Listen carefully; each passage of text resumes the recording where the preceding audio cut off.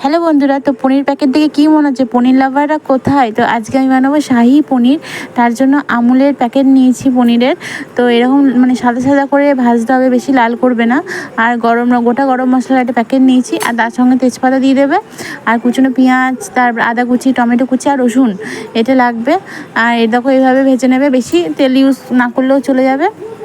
তো এটা খুব মানে লাল লাল করে একটু ভাজতে হবে। তো এইভাবে নেড়ে চেড়ে নেবে।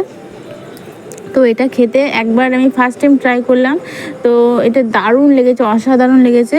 তো রেসিপিটা অ্যাকচুয়ালি আমার ননদের, তো খুব ভালো রেসিপি এটা। আর এর সঙ্গে কটা 6টা মতো কাজু বাদাম দিয়ে দিয়েছিলাম, তো কাজু বাদামটা এর সঙ্গে অ্যাড করে নেবে। তো দেখো আমার লাল লাল করে ভাজা হয়ে গেছে। এটাকে ঠান্ডা হয়ে গেলে মিক্সিতে পেস্ট করে নেবে, তার সঙ্গে হাফ কাপ মতো জল দেবে। তো মিক্সিতে আমার পেস্ট দেখো হয়ে গেছে, তো এরকম হবে। আর 2 চামচ ঘি দিয়েছিলাম, তো দেখো 2 চামচ ঘিয়ের ওপরে জিরে গুঁড়ো, তারপর লঙ্কা গুঁড়ো, কাশ্মীরি লঙ্কা গুঁড়ো, আর তোমার হলুদ গুঁড়ো দিয়েছিলাম। তো এটা পেস্টটা দিয়ে দেবে ভালো করে।